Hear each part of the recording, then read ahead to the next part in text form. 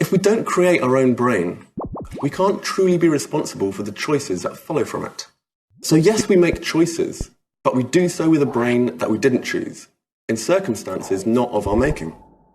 Of course, we can decide to change aspects of who we are and the way that we live our life, but the way in which we want to change and our success in doing so will be determined by how we already are as a result of genes and experience. The implications are far-reaching.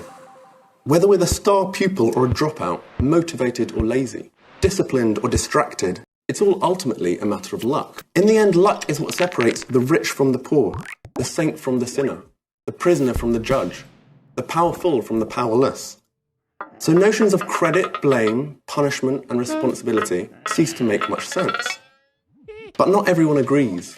These ideas remain particularly threatening to the systems of power and privilege that dominate our world. But does all this mean that free will is an illusion? Well, it all depends on how we define it. If free will refers to the ability to act in accordance with the beliefs and values we hold, to employ reason and learn from our mistakes, then it's certainly within our grasp. But if free will is a capacity to be truly responsible for our actions, then no, we don't have it.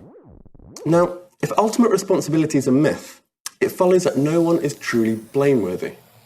Of course, this doesn't mean we should let violent criminals or corrupt bankers walk free. We still have a right to defend society from those who pose a dangerous threat. And it's still important to establish incentives for socially beneficial behaviour.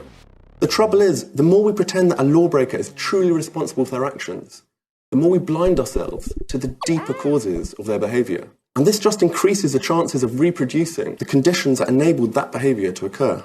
And perpetuating these conditions, poverty, inequality, corruption, is always the deeper crime.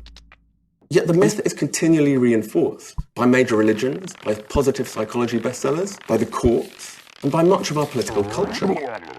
Without a doubt, it's a highly convenient way to justify extreme inequality, inequality of wealth and power. Not for you.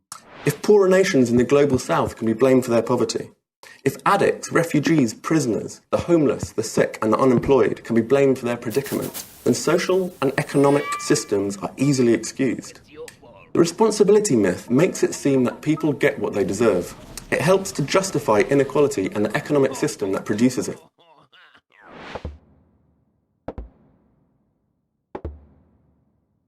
When you realise that had you lived someone else's life, you'd be doing exactly what they're doing, a profound equality emerges. One that prevents us from putting ourselves, in any deep sense, above or below anyone else. This kind of empathy can be a revolutionary force for good.